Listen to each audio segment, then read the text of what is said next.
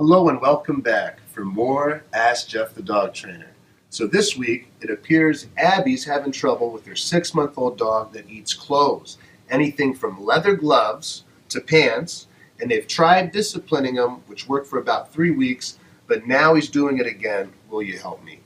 Absolutely. The first thing that I found out here is that he steals the clothes from the laundry room, and since then they've actually had a closed laundry room to keep him out. Now when they'd catch him with the clothes, they would have a little kind of battle. They'd get the clothes back and then give the dog something to chew. That makes sense. You know, a lot of dog trainers recommend that. Here's the issue with that. For some dogs that'll work, but for the most part the dog creates this association that goes something like this. I steal the very fun object.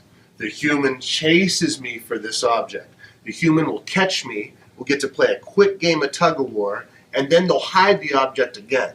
Meanwhile, the dog's like, I can't wait to get that back. So now all of a sudden this reward comes, if you would, of something to chew in its place. So the dog thinks, wow, if I want this something to chew and play the fun game, all I have to do is steal the object. So no learning of not chewing makes sense to them. It's like, I chew it, why wouldn't I?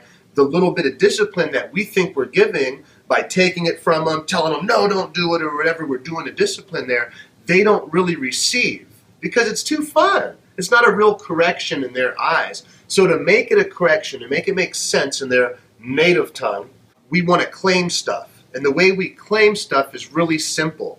Nothing belongs to the dog. When we give them something, we're always going to claim it first. And the way we claim is when we put the object out, if they try to take it, we say no. And we're not going to move the hand that the object's in, we're going to move the dog. If applicable, you have to make sure your dog's not like aggressive or anything, or else you could get bit, and that would be bad. So the idea here is to work slow. If the dog, can't handle that, maybe start a little further back, work in a way where your dog's going to win. We don't want to set them up for failure.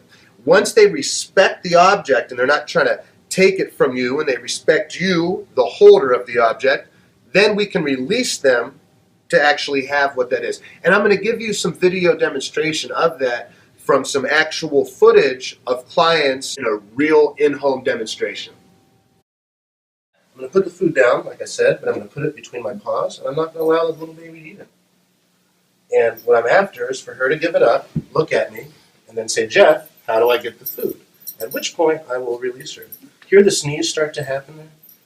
Oh man, he's correcting me. So now she's trying to jump on me. There we go. Oh, she said it's over. She's trying every tactic she knows.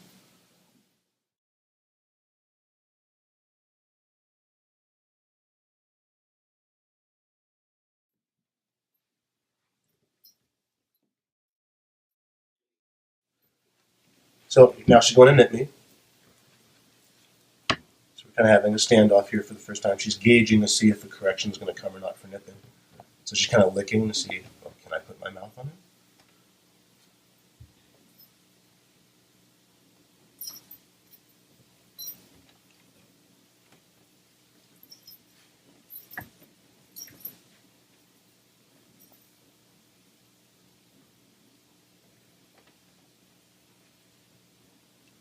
Okay. I just wanted to show everyone Izzy at the end of the appointment. So a treat. Stay.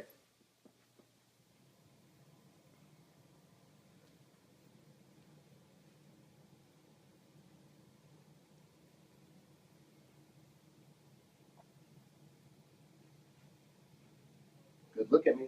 Okay, Izzy, go find a treat. You found it, girl. Let's recap. When the dog steals something, if we chase them around, that's a lot of fun. We don't want to do that. We don't want to play tug-of-war. We don't want to reward them for that. Instead, what should we do? We should corral the dog using the least amount of steps possible. We really don't want to get into that whole kind of football, 100-yard dash event.